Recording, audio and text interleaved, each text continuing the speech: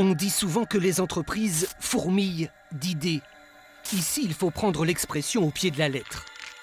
Dans ces bacs, des scarabées et juste à côté leur progéniture, des larves souples et dodues, peut-être l'avenir de notre alimentation.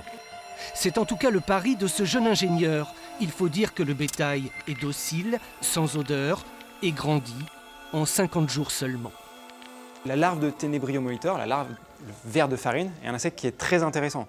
D'une part, il est facile à élever, il est grégaire, ils vivent tous les uns à côté des autres, il nécessite peu d'eau, il vit dans le noir, donc il nécessite peu d'électricité pour vivre, et puis c'est un insecte dont la composition est riche en protéines.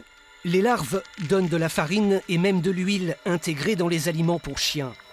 L'Europe vient tout juste d'autoriser la commercialisation de ces produits. Et cela tombe bien, car ici, près de 4,5 millions d'euros ont été investis par le département du Jura pour favoriser l'éclosion de cette raffinerie. De l'intérieur, nous ne verrons rien, secret industriel oblige. Ces photos fournies par l'entreprise attestent d'une production entièrement robotisée.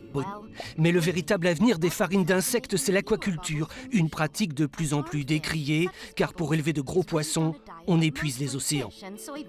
Aujourd'hui, pour nourrir les poissons que vous mangez, du saumon, de la crevette, de la truite, on va chercher encore beaucoup de petits poissons dans l'océan pour aller les nourrir. Sauf que le stock de ces petits poissons, il s'appauvrisse, il y en a de moins en moins.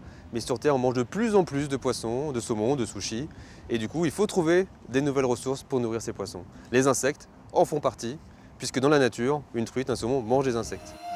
D'autres usines plus grandes pourraient voir le jour près de zones céréalières, car il faut du blé pour nourrir les scarabées. La société vise à terme la nutrition des porcs et des volailles, et qui sait un jour, celle des humains, même si a priori personne ne salive encore devant des chips de larves.